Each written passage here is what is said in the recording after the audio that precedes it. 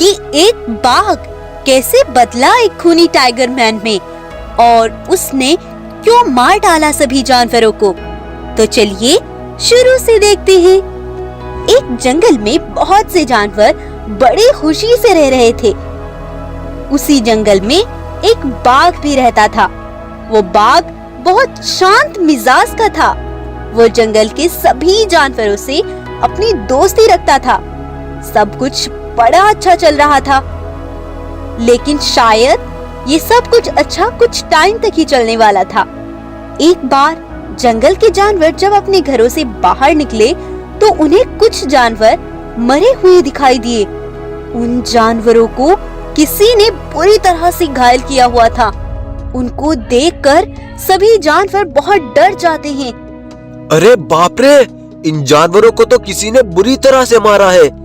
लेकिन ये सब किसने किया? हमारे जंगल में तो कोई ऐसा जानवर भी नहीं है। मुझे तो लगता है कि हमारे जंगल में वो खूंखार शेर घुस आया है, जो कि पास वाले जंगल में रहता है। वो दुष्ट और बेरहम है। हमें भी उससे बचकर रहना होगा। अगले दिन जब सभी जानवर उठे तो उन्हें फिर से कुछ जानवर मरे हुए दिखे। इस बार तो सभी जानवर और भी ज्यादा खौफजदा हो गए थे और बहुत डर गए थे। हे भगवान, ये सब क्या हो रहा है? वो दुष्ट शेर अब मुझे भी मार डालेगा। हाय भाइयों, हमें उस शेर से छुटकारा पाना होगा। सुनो दोस्तों, अब वक्त आ गया है। हमें उस शेर को उसके अंजाम तक पहुंचाना होगा। मेरे पास एक आइडिया है। अच्छा बाघ भाई, तो वो क्या प्लान है, हमें भी बताओ। तब बाघ सभी जानवरों को अपना प्लान बता देता है। तब बाघ प्लान के मुताबिक कुछ मांस में बेहोशी की दवा मिलाकर रख देता है और झाड़ियों में छिपकर उसके आने का इंतजार करता है। कुछ देर बाद शेर जानवरों को ढूंढता ढूंढता वहीं उस मांस तक पहुंच जाता है। इतने सारे मांस को पड़ा देखकर शेर की आंखें चमक उठती हैं। अरे वाह वाह, क्या बात है! इतना सारा मांस बिना शिकार किए मिल गया। आज तो मजा आ गया। अब मैं इसे मजे से खाऊंगा। तब शेर जल्दी से उस मांस को मजे मजे से खा जाता है और उसे खाते ही वो बेहोश होकर नीचे गिर जाता है। शेर के बेहोश होने पर सभी जानवर बाहर आकर शेर को जोर जोर से मारते हैं और सब अपना बदला लेते हैं और उसे अधमरा करके चले जाते हैं। लेकिन बाघ वहीं रुक जाता है।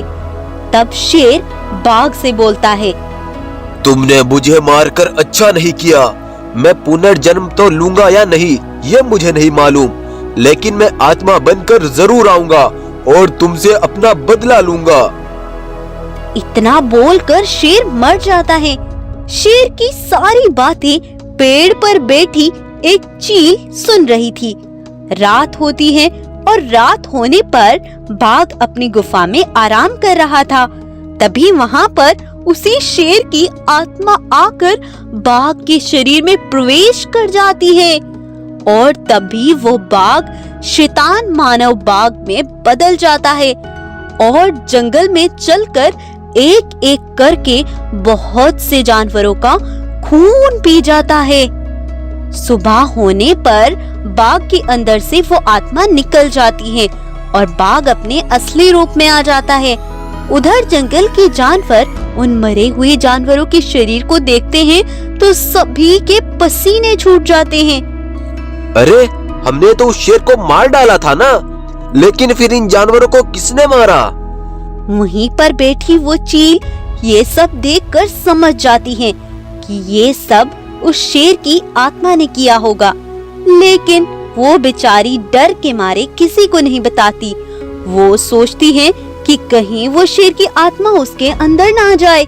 फिर इसी तरह अगले दिन वो शेर की आत्मा आती है और बाघ के अंदर प्रवेश कर जाती है और फिर से वो खूनी जानवर बाघ में बदल जाता है और इसी तरह इस बार भी कुछ जानवरों का खून पीकर उन्हें मार डालता है। अगले दिन से बाघ अपने रूप में आ जाता है उधर जब सारे जानवर फिर से जानवरों को मरा देखते हैं तो वो डर के मारे कांपने लगते हैं और जंगल छोड़कर जाने लगते हैं। लेकिन चील अपना जंगल छोड़ना नहीं चाहता था, इसीलिए वो सबको शेर के आत्मा के बारे में बता देती है। ये सुनकर एक हिरन बोलती है, मैं एक नागिन को जानती हूँ, उसके अंदर रहस्यमय शक्तियाँ हैं, वही शेर की आत्मा से हमें मुक्ति दिला सकती है भाइयों।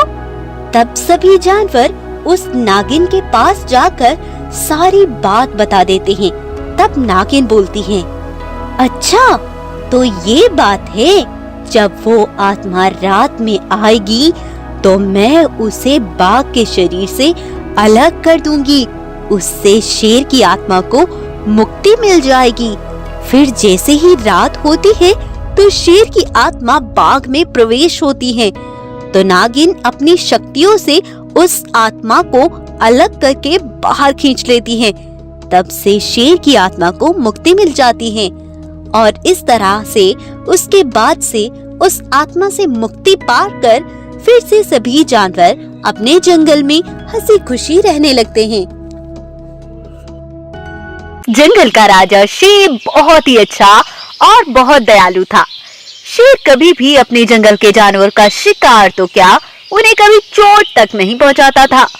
शेर का एक बहुत अच्छा और पुराना मित्र था, जो था एक बाघ। बाघ को शेर हमेशा अपने साथ रखता था। एक बार शेर बाघ से ऐसा बोला, बाघ दोस्त, जाओ जाकर सभी जानवरों को बुलाकर लाओ, मुझे उनसे कुछ बात करनी है। ठीक है महाराज, मैं अभी जाता हूँ। तब बाघ एक एक करके सभी जानवरों को बुलाकर लाता है। सुनो दोस्तों, मैंने सोचा है कि जैसे मैं अपनी प्रजा का ख्याल रखता हूँ, क्या वैसे ही दूसरे जंगल के राजा भी अपनी प्रजा का ख्याल रखते हैं कि नहीं। मैं ये देखने के लिए आसपास के जंगल में जाना चाहता हूँ। मैं कुछ दिनों में वापस लौट आऊंगा। इतना मैं लौटूं तब तक मैं बाघ को जंगल का राजा बनाकर जाता हूँ। क्या तुम्हें इसमें कोई परेशानी तो नहीं है? नहीं महाराज, हमें कोई परेशानी नहीं और आपने ये अच्छा ही फैसला किया है महाराज। तब शेर चल देता है। शेर के चले जाने के बाद बाघ बोलता है, सुनो भाइयों, अगर तुम्हें कोई परेशानी हो तो मुझे आकर बता देना, ठीक है? अब आप जा सकते हैं। तब सभी जानवर अपने घर वापस चले जाते हैं। कुछ दिन बीत गए थे। अब शेर महाराज भी जंगल वापस लौट आए थे। शेर अपनी गुफा में पहुंचते ही पास में पड़े एक पत्थर को ही खाने लगता है। ये देखकर बाघ बोलता है, अरे महाराज, ये आप क्या कर रहे हैं? मैं तुम्हें भोजन लाकर दे देता हूँ। हाँ हाँ, जाओ जल्दी से लेकर आओ। तब बाघ भोजन लेने जाता है और शेर के लिए बहुत सारा भोजन लेकर आता है। शेर उस भोजन को एक ही मिनट में सारा खत्म कर देता है। ये देखकर बाघ दंग रह जाता है और मन ही मन बोलता है, अरे बाप रे, ये क्या? इतना सारा भोजन महाराज एक ही मिनट में खा गए। ये महाराज को क्या हुआ? शेर भोजन करके बिना कुछ कहे ही सो जाता है। लेकिन बाघ शेर की इस हरकत से बहुत चिंतित था। सुबह को जब शेर उठता है तो उठते ही शेर बाघ पर हमला कर देता है। बाघ शेर से छुटकर भाग जाता है और शेर बाघ को छोड़कर एक गाय को मार डालता है। जब दूर खड़े जानवर ये देखते हैं तो हैरान रह जाते हैं। तब सभी जानवर बाघ के पास जाते हैं और कहते हैं, अरे बाघ भाई, अभी अभी महाराज शेर ने एक गाय को मार डाला और उसे अपना शिकार बना लिया। महाराज शेर ने पहले तो ऐसा कभी नहीं किया। महाराज शेर ने आज मुझ पर भी हमला किया था। क्या? ये तुम क्या बोल रहे हो? हाँ, मैं सच बोल रहा हूँ। जब महाराजा शेर जंगल से वापस लौटे थे तो उन्होंने एक पत्थर को ही खाना शुरू कर दिया था। उसके बाद मैं बहुत सारा मांस लेकर आया तो शेर उसे भी एक ही मिनट में खा गए। पता नहीं शेर महाराज को क्या हुआ। यह सुनकर सभी जानवर डर जाते हैं।